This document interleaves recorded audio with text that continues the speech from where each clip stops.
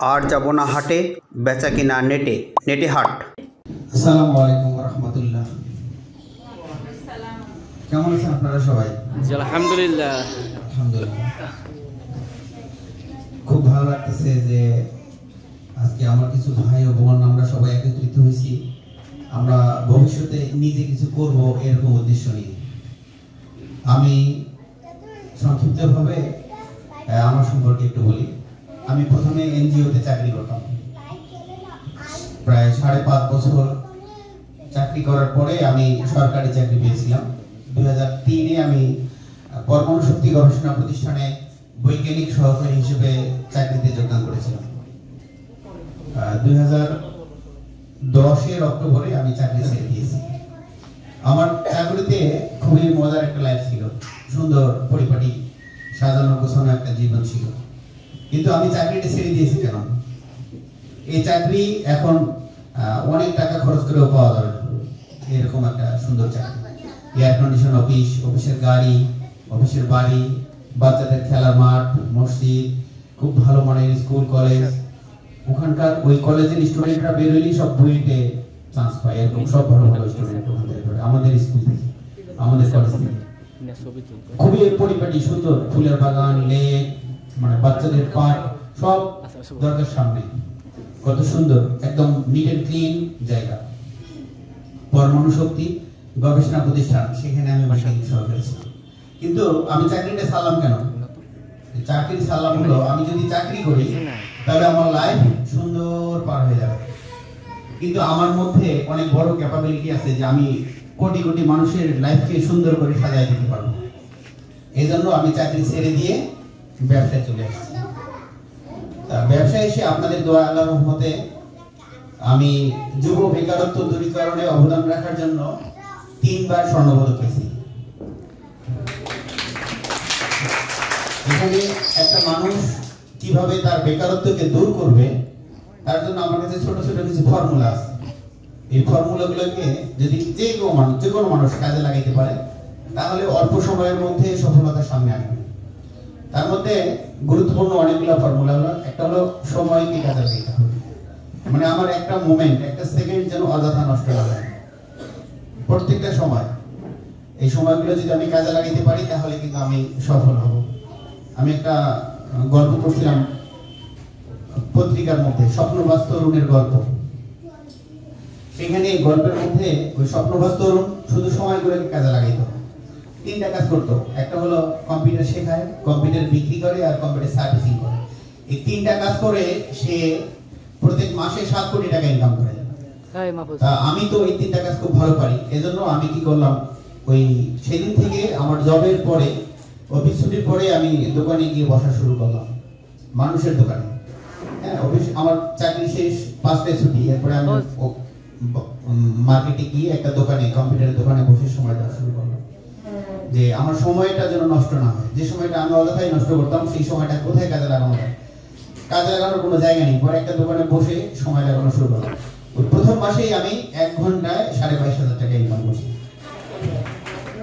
প্রথম মাসে ওই দোকান থেকে আমি যে সময়টা আমি ঘুমে থাকতাম, ফজরের নামাজের পর থেকে 6:30 থেকে 7:30 এতটুকু সময়, যে সময় একদম বিভোর ঘুমে থাকতাম, সেই সময়ের মধ্যে আমি টাকাটা ইনকাম করলাম। তখন আমি চিন্তা করলাম, আমি যদি একটা দোকান দিয়ে বসি বা কোনো প্রতিষ্ঠান দিই তাহলে সেখান থেকে আমি অনেক কিছু বের করতে পারবো। এরপরে আমি বিজনেস সময় দেওয়া শুরু করি। এরপরে আস্তে আস্তে আস্তে আস্তে আমি জব ছেড়ে দিয়েছি 2010-এ। এখন অনলাইন শপিং, আমাদের নেটে হাট, এটা এখন অনেক বড় স্বপ্ন নিয়ে আমরা যাত্রা শুরু করছি যে আমরা এখানে 2 কোটি বেকারের কর্মসংস্থান ডেভেলপ করব। আর প্রত্যেক দিন আমাদের বাংলাদেশে রেমিটেন্স অর্থাৎ বৈদেশিক মুদ্রা আসবে 2000 কোটি টাকা এই নেট হাটের মাধ্যমে। এইভাবে এটাকে ডেভেলপ করা হয়েছে।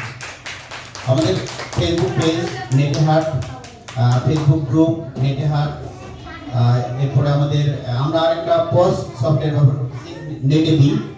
নেটেবিটা হচ্ছে অনলাইন অ্যাকাউন্টিং একটা সফটওয়্যার, যে কেউ রেজিস্ট্রেশন করে তাদের প্রোডাক্টের হিসাব নিকাশ, আমরা যে বেচা কিনে করতেছি, কোন মাল কোথায় দিচ্ছি, কত টাকা আসছে, কে কত টাকা পায়, তার কাছে আমি কত টাকা পাই, সমস্ত হিসাব নিকাশ যে কেউ রাখতে পারবে নেটেবি এই সফটওয়্যারটা ব্যবহার করে।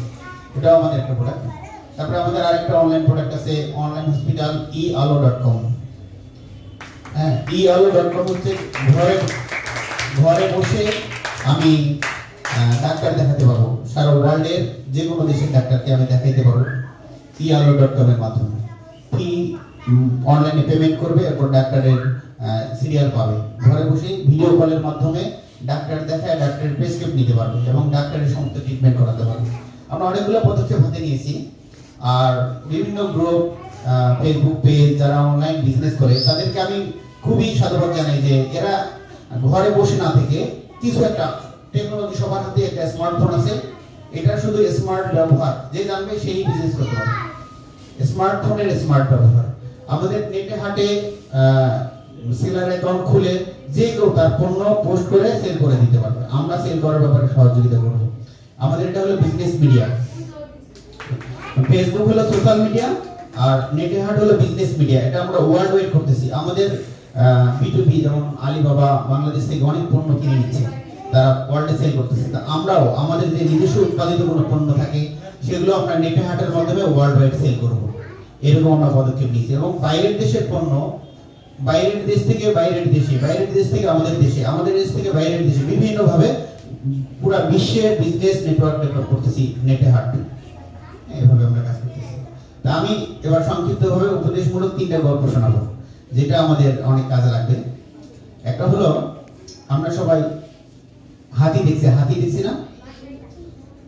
হাতি যখন ছোট বাচ্চা থাকে তখন কিন্তু মায়ের কাছে কাছে থাকে। দেখবেন সব বাচ্চারই ছোট বয়সে মায়ের কাছাকাছি থাকে, মানুষের বাচ্চা হোক, মুরগির বাচ্চা হোক, এরকম পশু পাখির বাচ্চা হোক। তা হাতির বাচ্চা যখন মায়ের কাছে কাছে থাকে তখন ওই বাচ্চাটাকে কেউ ধরতে পারে না, তখন মাটা খুব রাগী থাকে। দেখবেন মুরগির বাচ্চা আপনি ধরতে যাবেন, মুরগিটা এসে আপনাকে তাড়া করবে, এরকম না ব্যাপারটা? এবং হাতির বাচ্চাও যখন মায়ের কাছে থাকে তখন হাতি প্রচন্ড রাগী থাকে, তখন তার কাছে কেউ ভিড়তে পারে না। যখন 4-5 মাস বয়স হয়ে যায় তখন বাচ্চাটা কি করে একটু দূরে দূরে যায়, আবার খেলাধুলা করে আবার মায়ের কাছে আসে, আবার দূরে যায়, আবার মায়ের কাছে আসে, এরকম চলতে থাকে।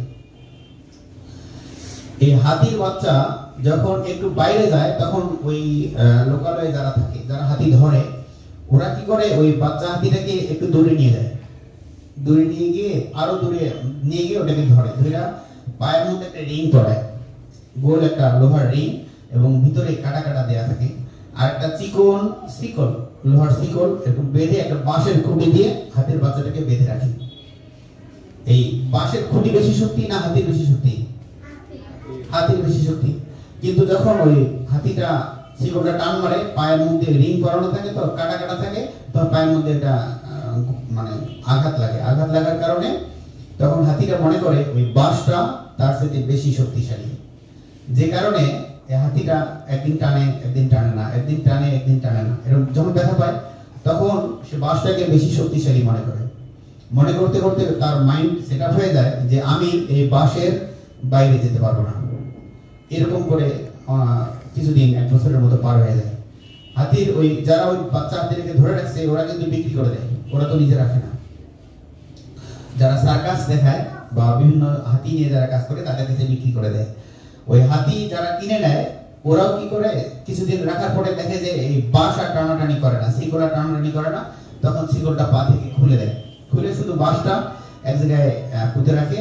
আর হাতি মনে করে এই বাঁশটা যেখানে থাকবে এটাই আমার লাইফ, এর বাইরে আমি যেতে পারবো না, তখন আর টানাটানি করে না। কিছুদিন আগে ঠাকুরগাঁয়ে সার্কাসের মধ্যে একটা আগুন লাগছিল, আগুন লেগে 3টা হাতি পুড়ে মারা গেছে। ওখানে কিন্তু হাতির পায়ে শিকল বাঁধা ছিল না, আর শিকল বাঁধা থাকলেও বাঁশ কিন্তু ভেঙে বেরিয়ে আসতে পারতো, কিন্তু আসে নাই। হাতি 3টা পুড়ে মারা গেছে। কেন পুড়ে মারা গেল? তার মাথার মধ্যে সেটা ছিল যে আমি এই বাঁশের বাইরে যেতে পারবো না, এই বাঁশ আমার হলো ঠিকানা, এই বাঁশ হলো আমার ঠিকানা, আমি এর বাঁশের বাইরে যেতে পারবো না, এরকম তার মাথায় সেট আপ হয়ে গেছিল, মাইন্ড সেট আপ হয়ে গেছিল। আমাদেরও মাথার মধ্যে একটা মাইন্ড সেট আপ আছে যে আমি তো বেশি ভালো কথা বলতে পারি না, আমি বেশি ব্যবসা বুঝি না, আমি এটা করতে পারি না, ওটা করতে পারি না, আমার ফ্যামিলি থেকে, আমার বন্ধু বান্ধব থেকে কেউ আমাকে উৎসাহ প্রদান করে না, বিভিন্ন ভাবে আমাকে কোণঠাসা করে রাখে, তুই পারবি না, এটা হবে না, না না না, শুনতে শুনতে শুনতে আমার মাথায় সেট আপ হয়ে গেছে আমার দ্বারা কিছু হবে না। আসলে কি আমার হাত বাঁধা আছে, পা বাঁধা আছে? তাহলে আমি তো সবকিছু করতে পারবো, পারবো কিনা? হ্যাঁ, এই জন্য মাথায় এটা নিতে হবে যে আমি মানুষ পারে, আমিও পারবো। পারবো কিনা? কে কে পারবে? এটা আমরা সবাই পারবো। আরেকটা গল্প বলি, সাইকেল খেলার গল্প। আপনারা সাইকেলের সার্কাস দেখছেন না? টেলিভিশনের মধ্যে সাইকেল খেলার সার্কাস।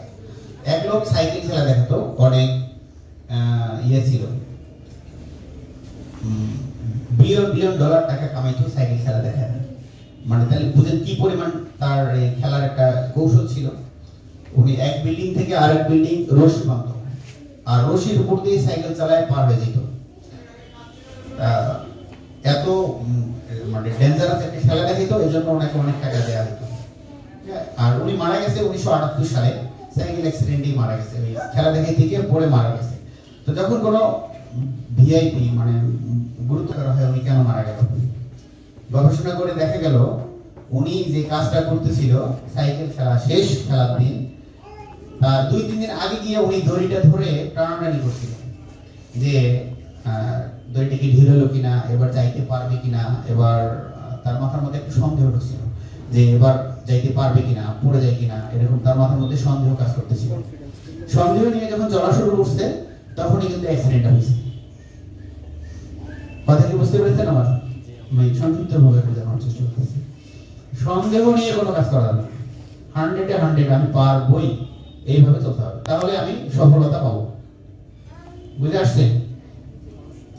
কারণ এই যে আমি যখন জব ছেড়ে দিই না, তখন আমাকে সবাই বলছে যে এত সুন্দর চাকরি মানুষ ছাড়ে কখনো, আরামের চাকরি, এয়ার কন্ডিশন অফিস, সব কিছু আছে, কিন্তু আমি কেন ছেড়ে দিয়েছি? যে আমি পারবো, আমি অনেক কিছু করতে পারবো, আমি কি আপনার এখানে সময় নষ্ট করতেছি, এই জন্য আমি চাকরি ছেড়ে দিয়েছি। এই জন্য মাথার মধ্যে কোনো সন্দেহ থাকবে যে আমি পারবো কি পারবো না, তাহলে কিছু পারবো না। যতটুকু সময় নষ্ট করবো এটুকু লস হবে। আদা মাদা কোনো কিছু ভালো না, মানে অর্ধেক পারবো অর্ধেক করবো। আমি যেটা নিয়ে, যে পেজ নিয়ে, যে গ্রুপ নিয়ে, যে প্রোডাক্ট নিয়ে কাজ করতেছি, এটার মধ্যে আমার ধ্যান জ্ঞান মন সব লাগাই দিতে হবে। আমি যতটুকু নিয়ে কাজ করছি, এই গ্রুপে বেশি সময় দিতে হবে, বেশি পোস্ট দিতে হবে। যত বেশি পোস্ট দিব তত বেশি ভাইরাল হতে থাকবে। হ্যাঁ, যত বেশি আমি প্রোডাক্টের ছবি দিব, প্রোডাক্টের ছবিগুলো আমার কোয়ালিটি ভালো মতো সংগ্রহ করতে হবে। হ্যাঁ, এরকম করে লাইভ করার সময় আমাকে কথা বলার মধ্যে স্পষ্টতা, প্রোডাক্টের স্পষ্ট গুণাগুণ মানুষকে তুলে ধরতে হবে। আমি কোন প্রোডাক্টটা দিচ্ছি, এটার কি কি গুণাগুণ, যত বেশি সুন্দরভাবে উপস্থাপন করতে পারবো, মানুষ তত আকৃষ্ট হবে, তত বেশি কিনবে, যে কোনো ক্ষেত্রে। হ্যাঁ, আমি যেই কাজই করি না কেন, সেই কাজের মধ্যেই আমাকে পারফেক্ট হতে হবে। অর্ধেক পারি অর্ধেক পারি না, এরকম হবে না। একটা সাপ যদি গর্তের মধ্যে ঢোকে, অর্ধেক ভিতরে ঢুকছে অর্ধেক বাইরে আছে, সাপটা কি বিপদে থাকবে না নিরাপদে থাকবে? বিপদে থাকবে। তাহলে তাকে নিরাপদ করার উপায় কি? ভিতরে ঢুকতে হবে, পুরোটাই ভিতরে ঢুকতে হবে, অথবা পুরোটা বাইরে থাকতে হবে। হয় করবো নাহলে করবো না। এই জন্য আমি যেটা করবো পারফেক্ট করতে হবে, একদম পারফেক্ট, তাহলে আমি সফলতা পাবো। কারণ আমাদের দরকার সাকসেস, ঠিক কিনা? আর এর জন্য দরকার, ফার্স্টলি দরকার ইচ্ছা শক্তি, যে আমি পারবো। কে পারবে? আমি পারবো, কেউ পারবে না। কে পারবে? সবার মুখ থেকে শুনতে চাই, কে পারবে? আমি পারবো। ঠিক আছে না? কে কি পারবে সেটা পরে, আগে তো নিজের চেষ্টা এবং ইচ্ছা শক্তি এটাকে ডেভেলপ করতে হবে। হ্যাঁ, অনেক কথা বললাম, খুব ভালো লাগলো।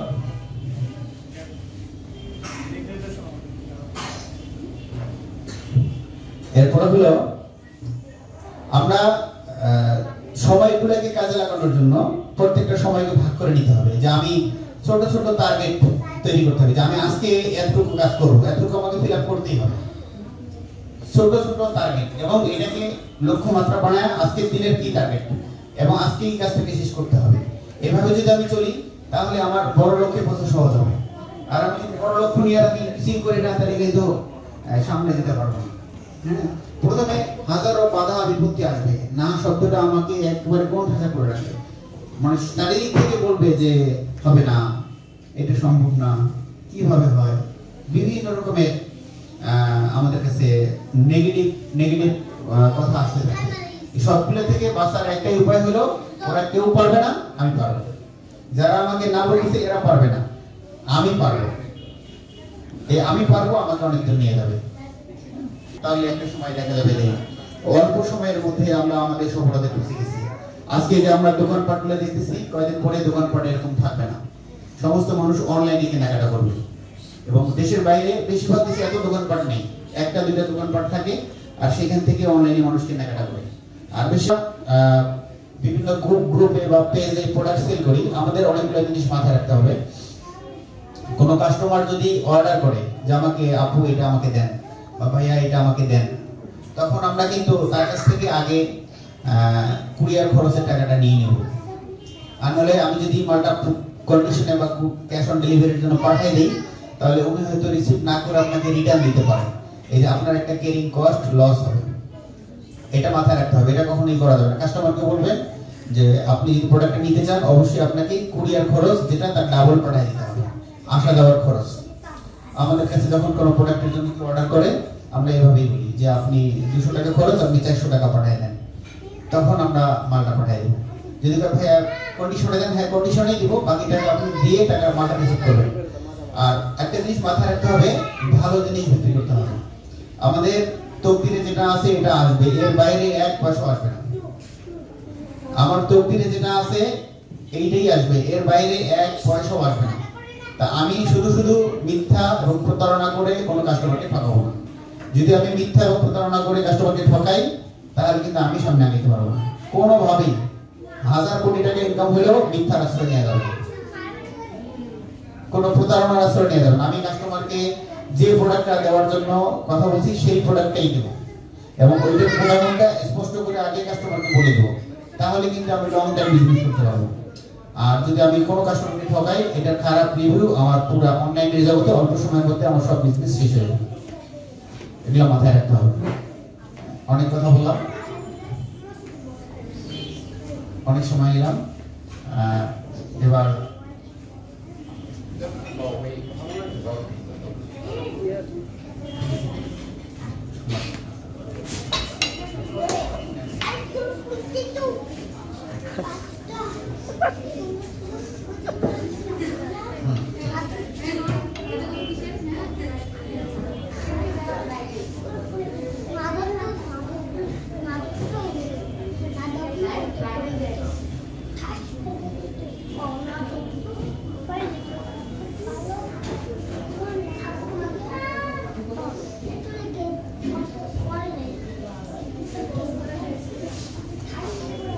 শপিং হবে ঘরে বসে।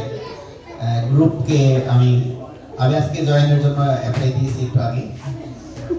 এই গ্রুপে আমিও পোস্ট করব, আমাদের নেটে হাটের পণ্য সেখানে পোস্ট হবে, যদি মডারেটর অ্যাডমিন আমাকে অ্যাপ্রুভ করে দেয়, সেলার করে নিয়ে নেব ইনশাআল্লাহ। আর আশা করি এই গ্রুপে আরো অনেক মেম্বারকে আমি অ্যাড করে দেবো, যারা আমাদের নেটে হাট গ্রুপের সেলার আছে তাদেরকে আমি অ্যাড করে দেবো, তাহলে তারাও সেখানে পোস্ট করবে, সেখান থেকে গ্রুপটা অনেক ডেভেলপ হবে। আর শপিং ঘরে বসে হবে, এটা সবারই টার্গেট, আমাদেরও টার্গেট। এরকম এখন বিশ্ব চাচ্ছে যে শপিং ঘরে বসেই হোক, আমরাও এই ঘরে বসে শপিং গ্রুপের সব মেম্বার, সমস্ত মডারেটর, অ্যাডমিন এবং এর প্রতিষ্ঠাতা এবং আজকের অনুষ্ঠানের আয়োজক আমাদের আপা মাকসুদা আপা অনেক কষ্ট করেছেন আপনাদের সবাইকে একত্রিত করার ব্যাপারে। আমি সবাইকে আমার ভিতর থেকে, অন্তর থেকে ভালোবাসা জানাচ্ছি, অভিনন্দন জানাচ্ছি, এবং আমি আপনাদের সাথেই থাকবো ইনশাআল্লাহ শেষ পর্যন্ত, যতদিন আপনারা আছেন আমার পক্ষ থেকে। আসসালামু আলাইকুম।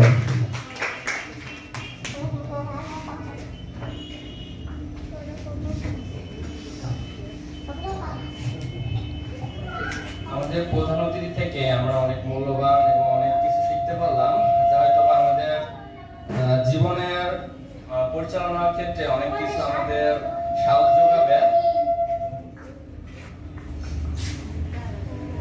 আর যাব না হাটে, বেচা কিনা নেটে, নেটে হাট।